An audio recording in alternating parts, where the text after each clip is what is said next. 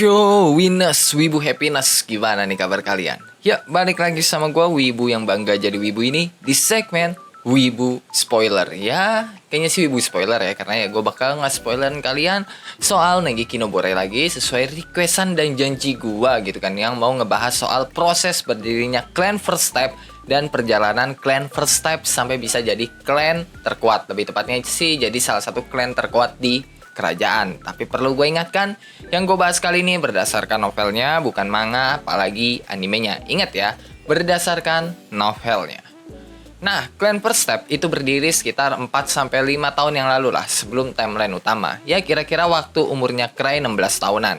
Karena umur Cry sekarang itu sekitar 20-21 tahun. Tapi ya soal pembentukan clan, Cry itu sebenarnya udah merencanakan itu dari lama. Lebih tepatnya, waktu dia baru jadi ketua party Grieving Soul. Yang berarti hampir 1 tahun Cry merencanakan itu. Karena waktu jadi ketua party Grieving Soul, umurnya Cry saat itu 15 tahun. BTW buat yang nggak tahu ya, kalau clan First Step dan Grieving Soul itu dua kelompok yang berbeda. Clan First Step ya clan gitu kan, sedangkan Grieving Soul itu party yang ada di bawah naungan clan First Step ya. Oke, perlu diingat. Nah, clan First Step itu didirikan sama Cry dengan alasan biar dia bisa pensiun muda dengan tenang. Yang sebenarnya Cry bisa aja langsung pensiun kalau dia mau, waktu sebelum jadi clan master. Tapi alasan Cry saat itu belum bisa pensiun karena teman-teman partinya yang pada ngandelin dia dalam berbagai hal. Yang kalau misalnya Cry tiba-tiba pensiun dan kabur, udah pasti nasib teman-temannya jadi pada nggak jelas. Liz sama Luke bisa aja jadi kriminal. Lucia dan Citri bisa aja jadi peneliti gila. Kalau Ansem kemungkinan bakal lontang-lantung di jalan kalau ditinggalin Cry.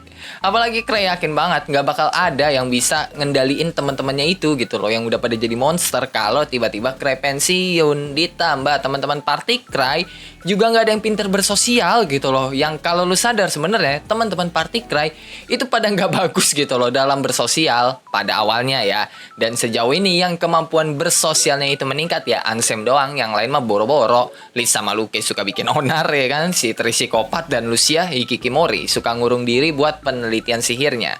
Nah, dengan alasan itulah Cry berencana membuat clan biar teman-teman partinya itu ya jadi punya tempat untuk pulang lah. Terus punya teman selain circle mereka doang, terus bisa bersosial dengan orang lain juga dan meningkatkan status sosial mereka di masyarakat. Tapi yang paling penting, Cry pengen clan yang dia dirikan itu jadi tempat rehab teman-temannya itu yang sifatnya ya pada rada-rada lah, kecuali Ansem.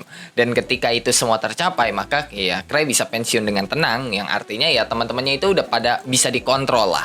Nah, dari sini lu udah pada kebayangkan kenapa teman-teman Cry itu seloyal dan seroyal itu ke Cry. Karena semua yang Cry buat dari dulu ya buat teman-temannya gitu loh. Dan awalnya Cry pengen bikin clan yang biasa aja kan, tapi ya diisi sama orang-orang baik, ramah, biar teman-teman partinya itu bisa bersosial dan temenan lah sama mereka. Tapi itu berubah. Buat mendirikan clan dibutuhkan banyak hunter. Member Grieving Soul doang gak bakal cukup lah buat mendirikan clan. Makanya rencana Cry berubah buat menarik perhatian hunter lainnya biar mau gabung ke clan yang bakal didirikan oleh Cry. Dan ya orang yang dipilih sama Cry saat itu adalah Ark, yang dalam tanda kutip bisa menarik perhatian hunter lainnya. Karena Ark itu berasal dari keluarga bangsawan, keturunan pahlawan, baik, ramah, terus OP lagi. Itu kan bener-bener citra yang sempurna banget kan buat masyarakat. Tapi Cry sadar, buat saat itu dia belum ada daya tarik tersendiri yang bisa menarik perhatiannya Ark buat gabung ke clan yang bakal didirikan. Makanya ya Cry di situ naikin dulu lah citra publiknya dengan cara mengambil quest dan menyelesaikan dungeon. Dan di salah satu misinya Cry saat itu ya dia ketemu lah sama Eliza yang sempurna banget tuh buat jadi member bayangan Grieving Soul. Makanya ya Cry mengajak Eliza untuk gabung ke Grieving Soul biar Cry bisa fokus ngurus klannya doang nih yang bakal dia dirikan. Dan semenjak itulah segala kegiatan dungeon dan quest yang dikasih ke Cry bakal diselesaikan oleh Eliza. Sedangkan Cry sendiri fokus ngurus clan yang bakal dia dirikan yang saat itu masih dibantu sama Lucia. Dan setelah segala citranya Cry itu mulai bagus ya kan, dia mulai dapat pandangan publik yang bagus ya kan, barulah Cry mengundang Ark ke clan yang bakal dia dirikan. Yang awalnya Ark nggak terlalu tertarik gitu loh, tapi pas ngeliat Cry Ark menganggap kalau Cry ini menarik. Makanya Ark setujulah buat gabung ke klan yang bakal didirikan oleh Cry. Dan pas Ark gabung itu, rencana Cry berubah lagi karena dia bisa memanfaatkan Ark dan nama Grieving Soul buat merekrut hunter-hunter OP lainnya biar mereka bisa saling bersaing satu sama lain dalam menyelesaikan dungeon, menyelesaikan quest, sampai bersaing dalam hal kekuatan. Dan dengan begitu, Cry jadi nggak perlu lagi nih yang namanya ke dungeon. Dan pas nama klannya itu udah jadi terkenal ya kan, dan udah punya kuasa di dunia hunter,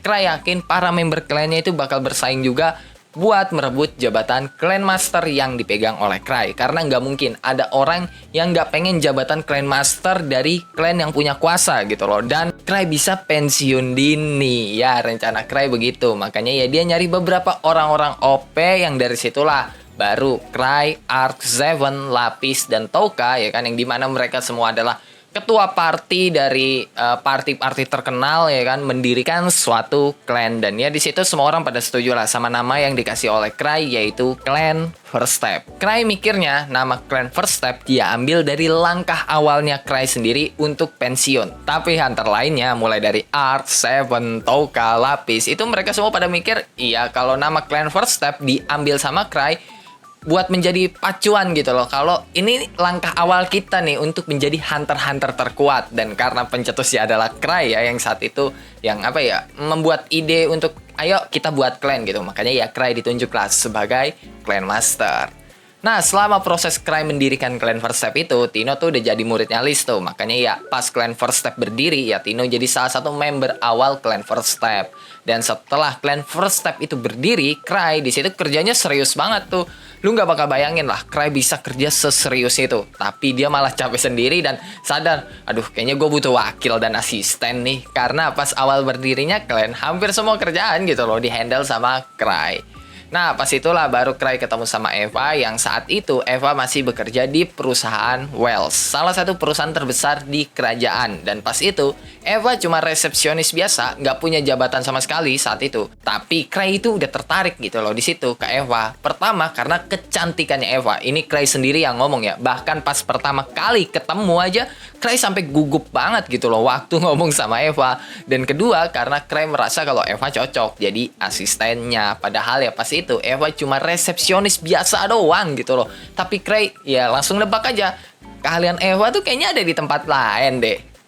Nah, Eva sendiri sebenarnya udah ngerasa kalau dia itu nggak cocok sama kerjaannya. Makanya ya dia resign dari kerjaannya. Dan pas udah resign itulah Cry baru ngejar-ngejar Eva. Dan ya perlu diingat pas itu Cry belum terkenal ya kan. Maksudnya ya Cry terkenal ya sebagai hunter aja gitu loh, belum punya nama di publik. Maksudnya nggak kayak sekarang lah ya kan. Dia cuma petualang biasa doang yang menjabat sebagai clan master gitu loh di clan yang baru didirikan. Dan awalnya Eva itu menolak ajakannya Cry buat gabung ke Clan First Step. Tapi akhirnya Eva nyerah dan nerima permintaannya Cry buat gabung ke Clan First Step. Yang awalnya Eva kira dia bakal jadi resepsionis biasa aja gitu, atau ya jadi staff biasa. Tapi ya Eva malah langsung diangkat jadi wakil ketua clan ya kan. Jadi di sini kayak, hah, kok tiba-tiba gue jadi wakil ketua master gitu loh. Dan anehnya pas itu nggak ada satupun yang protes. Semuanya menerima keputusan Cry menunjuk Eva sebagai wakil Clan Master. Dan awalnya Eva ya kan pas kerja di samping Cry itu kesel banget tuh sama Cry, karena ya kerjaannya si Cry cuma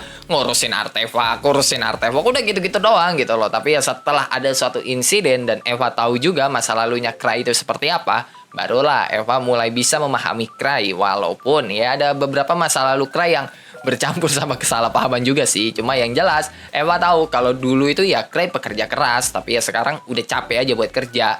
Dan kesalahpahaman yang gue maksud tadi yang membuat Eva berubah itu adalah soal berdirinya Clan First Step. Eva mengira Cry mendirikan Clan First Step buat menjadikan salah satu clan terkuat di kerajaan. Yang dari situlah progres dari Clan First Step itu mulai gila-gilaan. Yang pertama yaitu dikarenakan keputusan absolut itu bukan ada di Clan Master. Beda dari clan-clan lainnya yang dimana keputusan absolut itu ada di Clan Master, tapi Clan First Step itu mengandalkan demokrasi. Jadi semua member punya wewenang dalam keputusannya gitu kan. Yang artinya Cry itu ya nggak bisa asal memerintah membernya gitu loh. Dan itu yang membuat member Clan First Step pada punya pemikirannya masing-masing dan bisa bergerak sesuai keinginan mereka masing-masing. Dan selain itu untuk mengurus dungeon ya udah jelas dong ada Luke, Liz, Ark, dan yang lainnya. Terus buat ngurus bagian penelitian ada Citri yang merupakan peneliti alkemis, dan Lucia peneliti sihir, terus buat citra publik ya ada Cry, Art, dan Ansem.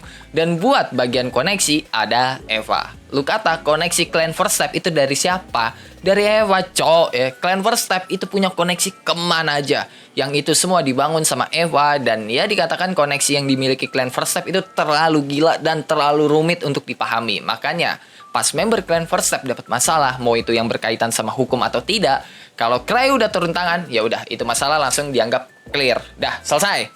Yang iya segila itu gitu loh, koneksi yang dibangun sama Eva. Cuma ya gara-gara itulah Cry jadi tidak bisa pensiun dari jabatannya. Padahal ya semua tujuannya itu udah tercapai. Ya tinggal pensiun aja. Tapi Eva, Ark, Seven, Lapis, Touka, dan member Grieving Soul nggak bakal ngebiarin itu.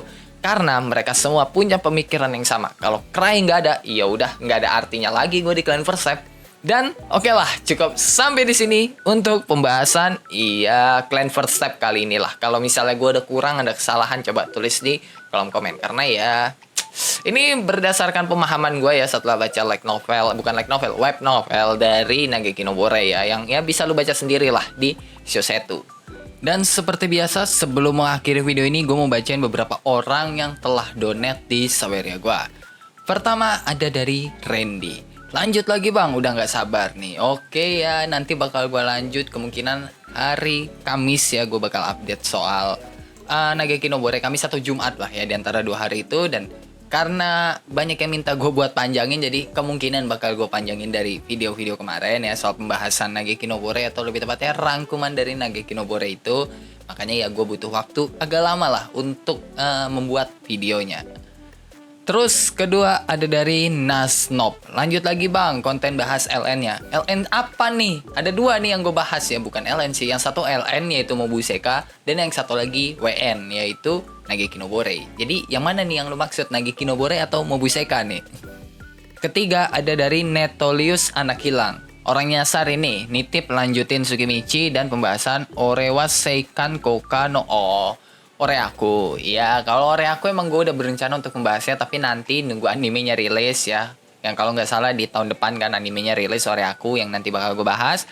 Sedangkan Tsukimichi, ya nantilah nunggu LN-nya ya, karena ya WN-nya sendiri kan lagi hiatus dan ya belum lanjut-lanjut lagi lebih dari 4 tahun atau 3 tahun. Jadi ya kita tunggu aja lanjutan dari Tsukimichi ya kalau pengen membahas soal Tsukimichi.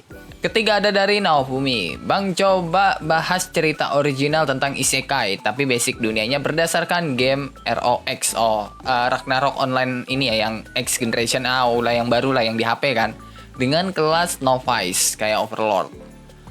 Aduh, gue belum bisa bikin cerita lagi karena gimana ya, mungkin ide gue lagi mentok ya, lagi nggak ada ide sama sekali buat bikin cerita, apalagi dengan tema game. Gue nggak pernah bikin cerita dengan tema game, lebih banyak dengan tema fantasi, isekai, misteri ya. Dengan tema game tuh bukan dikit, nggak pernah, malah nggak pernah sama sekali gue bikin cerita dengan tema game. Jadi apa ya, agak susah sih buat gue bikin kayak gitu.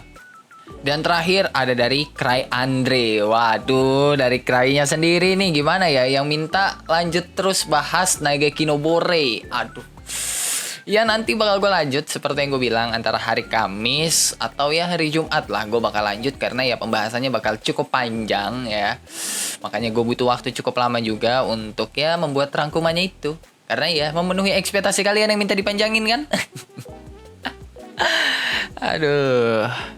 Dan sekarang gue mau bacain beberapa orang yang telah komen di video-video sebelumnya.